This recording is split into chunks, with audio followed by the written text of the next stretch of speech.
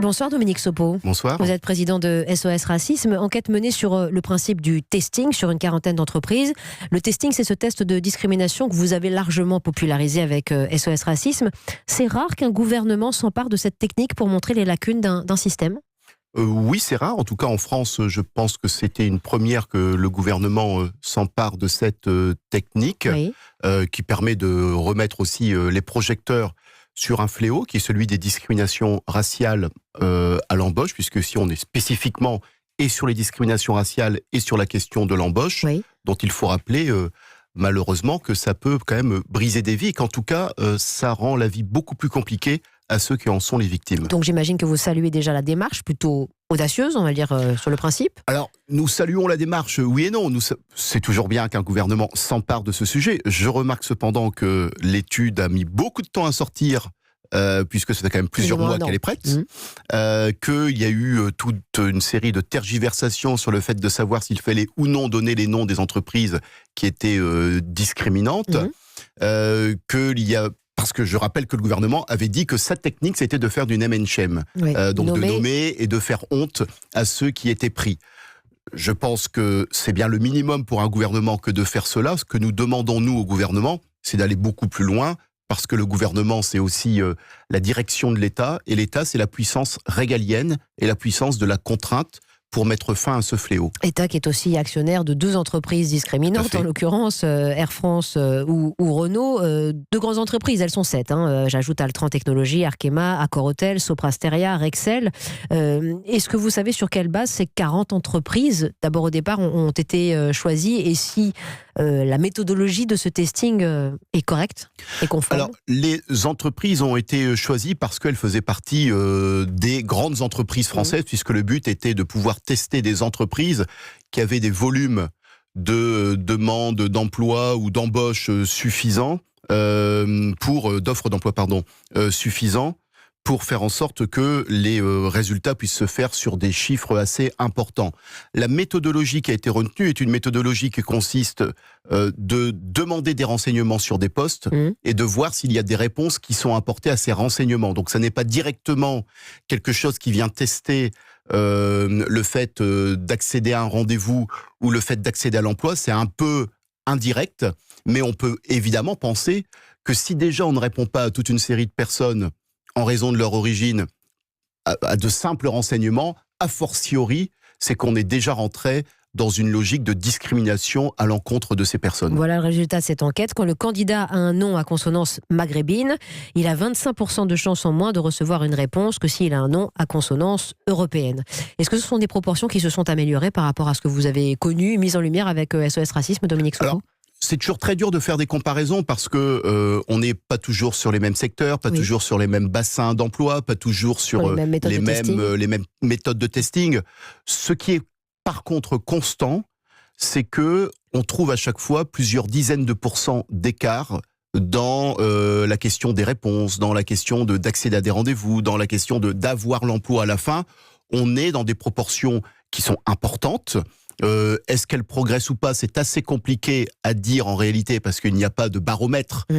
C'est d'ailleurs quelque chose à laquelle nous réfléchissons pour pouvoir faire des comparaisons année après année avec une ampleur nationale. Nous réfléchissons à la mise en place de ce baromètre. Pour l'instant, on n'en a pas vraiment.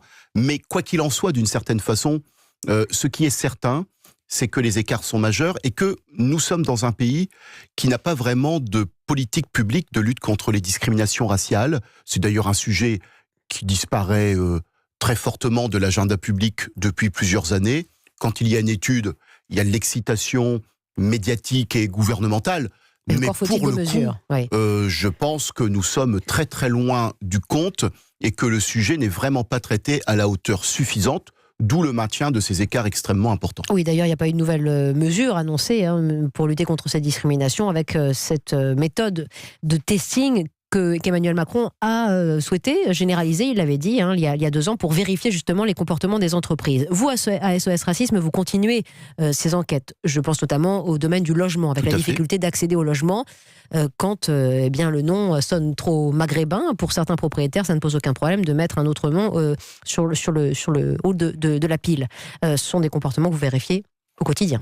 Ce sont des comportements que nous vérifions au quotidien. Nous avions fait effectivement une enquête qui avait fait grand scandale l'an dernier, avec en plus des enregistrements qui allaient au-delà de la froideur parfois des chiffres, que les gens ne perçoivent pas toujours dans la gravité de ce qu'ils représentent. Donc nous avions des enregistrements assez édifiants d'agents immobiliers qui acceptaient de répercuter les demandes discriminatoires faites par de prétendus propriétaires qui étaient en fait des militants de SOS Racisme qui pratiquaient un testing. En gros, les noms à consonance maghrébine, vous les mettez de côté, hein, j'en veux pas. Oui, les Noirs et les Arabes, les noms à consonance maghrébine, bon voilà, et évidemment c'était sur un marché tendu, celui de la région parisienne, parce que ce sont dans ces marchés qu'il y a évidemment des phénomènes de files d'attente qui apparaissent d'autant plus facilement lorsque le propriétaire a le choix entre 10 ou 50 ou 100 personnes pour un logement.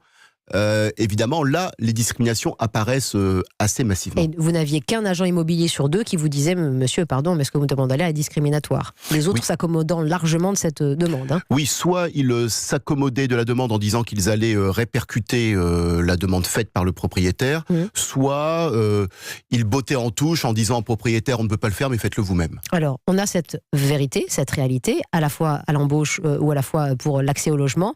Maintenant, quelles mesures est-ce qu'il y a des choses qui, au ministère notamment de l'égalité homme-femme, sont attendues, sont annoncées et annonçables ? Nous attendons qu'il y ait une véritable politique publique de lutte contre les discriminations qui émerge. Nous n'en sommes encore loin.